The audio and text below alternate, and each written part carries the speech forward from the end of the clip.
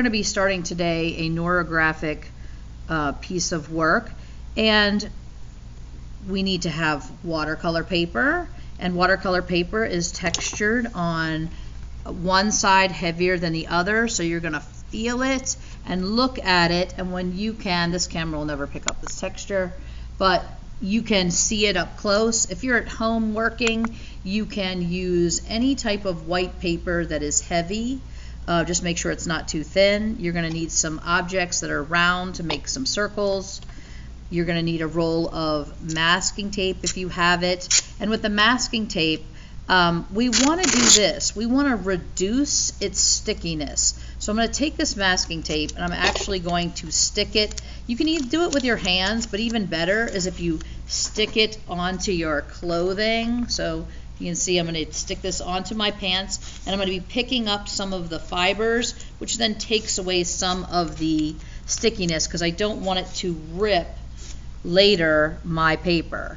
Okay, and then I'm going to come on here and I'm going to tape down the edge, and so I'm looking through and I'm creating a barrier. So I'm actually going to go like half on, half off. You can see through the paper, and I'm going to do that for the other sides as well, because if you don't, it definitely, and I'm going to have to go to my other leg to get some more sticky. I want to get rid of some of this stickiness, and I'm going to try and tape down on these sides as well in a similar half on, half off. I sound like Mr. Miyagi, wax on, wax off, and I'm going to do the sides. Now, really this is critical when we start painting. And so in the first step, we're not going to paint, but we're also going to use it as a barrier to block some of our Sharpie lines on the edges. It'll allow us to go right off on the edge. Okay, so I've got one more piece to do, and then we'll be ready to get started. Okay, so step one is tape down, but get rid of the over stickiness of the tape. So now I've got myself taped down and I am ready to go. Okay, so next is I'm going to be starting with my Sharpie, and I'm going to come in from an edge, and I want to spend about 3 or 4 seconds doing different size loops till I get to the other side of the page. Hopefully you'll hit that tape. Okay, now what we're going to do is we're going to come back in. I'm going to pull through some of those empty areas, and I want to be able to pull onto the tape and back down. And no matter what, I want to always make sure that my line gets off the page. So if I'm starting, I've got kind of an empty spot here, and I want to make some of my loops big. Like I don't want everything to be tiny. I'm going to do one here, pull through this, and I can't stop there. If any line stops, you're going to make sure it gets out to the edge. Okay. Now I'm going to go back in and I'm going to use my circles, and I'm going to sort of set them on here to also, I'm looking at getting rid of some of those bigger areas that are empty. And you can always add more, but I'm going to start with something that looks like this. And I'm going to do one more maybe up here. And I'm going to let this one go off on the side. Now,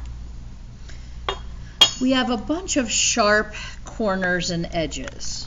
So the next thing is going to be this. For every time I have an intersection, I'm going to come onto here and I'm going to round this intersection. So I'm going to take away that sharpness and I'm going to round this out. If it seems like the big Sharpie is too much, and it kind of does, it seems like it's bleeding, like in here's a smaller one, I'm going to go in, oh yeah, I'm definitely going to use this smaller one to round these edges because it won't bleed out as much on me. So anywhere there's a corner, I'm going to go through here and I'm going to round the edges. So here, here, so for everywhere there's an intersection, it's going to get rounded in 4 directions. The other thing we're going to do is this. we're going to allow the line itself, like, so if you have an area where you can see where it stopped, I want you to like smooth that. And it is okay that the line looks like it's growing a little bit. That's fine. We don't want it to get humongous to where we're getting a huge black spot on our page, but I'm going to do it here where it meets the edge. So here, and this takes time. So we're going to relax. We're going to take our time. We're going to make sure that we do every corner section until we have completed our entire page. And if we end up with an area that feels empty or undeveloped, we will get our other Sharpie and just pull another line to break up that space. So here, I've got a pretty big space here on this edge down here. I would definitely come back through here and probably come in from this edge, pull another line, and making sure it goes out on the edge. And then I would keep working. So as we go, if we notice that once we have started to round all these corners, I would go back and break up that space because we'll eventually be painting. And here, when these reach the edges of the paper, I'm even going to round them out here, allowing that to get bigger, okay? All right, so that is step 2.